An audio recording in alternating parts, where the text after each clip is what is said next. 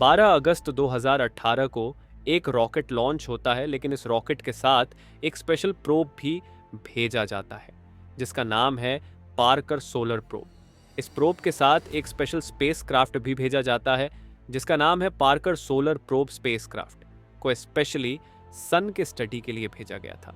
सन की ओर जाने के इस मिशन को शुरू करना आसान नहीं था क्योंकि सन और पृथ्वी के बीच की डिस्टेंस ऑलमोस्ट एक 150 मिलियन किलोमीटर है।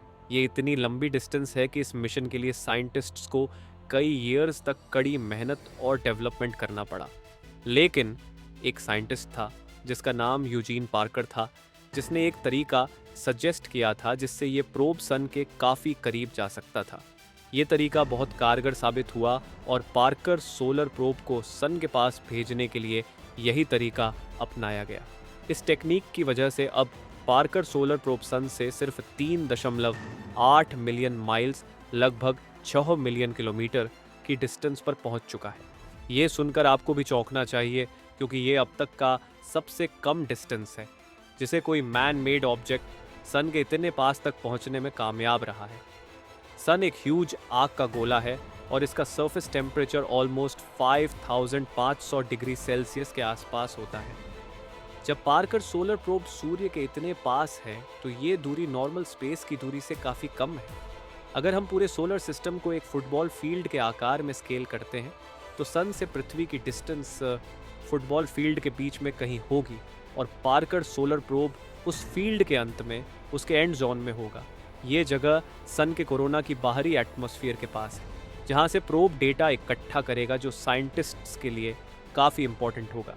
ये मिशन न केवल हमारे साइंटिफिक नॉलेज को बढ़ा रहा है बल्कि ये ह्यूमैनिटी के लिए एक हिस्टोरिकल घटना भी है।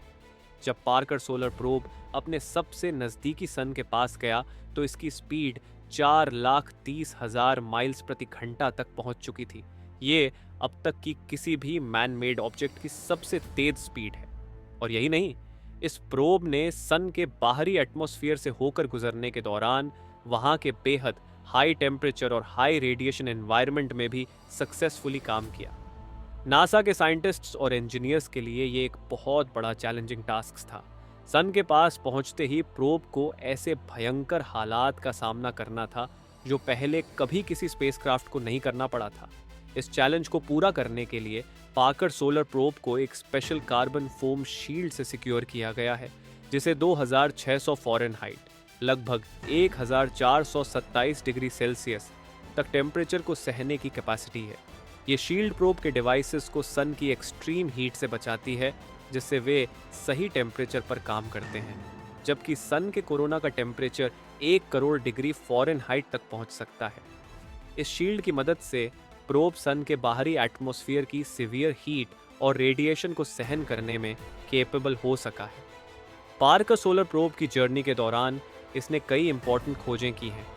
जब यह पहली बार सन के कोरोना में एंटर किया तो उसने देखा कि सन के कोरोना की आउटर लिमिट्स न केवल रिंकल्स और डिफरेंट थी बल्कि ये साइंटिस्ट्स की प्रीकंसेप्शंस के एग्जैक्टली ऑपोजिट थी।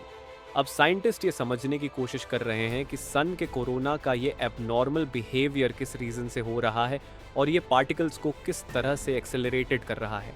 जब इसने पहली बार सन के कोरोना में एंटर किया तो प्रोब ने एक और इम्पॉर्टेंट डिस्कवरी की। उसने देखा कि सन के सोलर विंड में कुछ जिग-जैग पैटर्न थे जिन्हें स्विच बैक कहा जाता है। ये स्विच बैक सीधे सन की फोटोस्फीयर से बन रहे थे। ये एक ऐसी डिस्कवरी थी जो पहले बहुत मुश्किल से समझी जाती थी और इसके होने के रीजंस को जानने के लिए ये रिसर्चर्स के लिए बेहद इंपॉर्टेंट साबित हुई। पार्कर सोलर प्रोब की करंट मिशन ऑर्बिट जो एलिप्टिकल है, हर 3 महीने में सन के और करीब पहुंचने वाली है। हर बार जब ये सन के पास जाता है तो ये सन के कोरोना के बारे में नई इन्फॉर्मेशन देता है। ये प्रोब सन के सोलर विंड और हाई एनर्जी पार्टिकल्स के बिहेवियर को समझने में साइंटिस्ट्स की मदद कर रहा है। सोलर विंड वो कंटिन्यूस चलती है जो सन से स्पेस में निकलता है और इसके हाई एनर्जी पार्टिकल्स पूरे सोलर सिस्टम में विभिन्न प्रभाव डालते हैं। पार्कर सोलर प्रोब सन के सोलर विंड के कंस्ट्रक्शन प्रोसेस को समझने की कोशिश कर रहा है।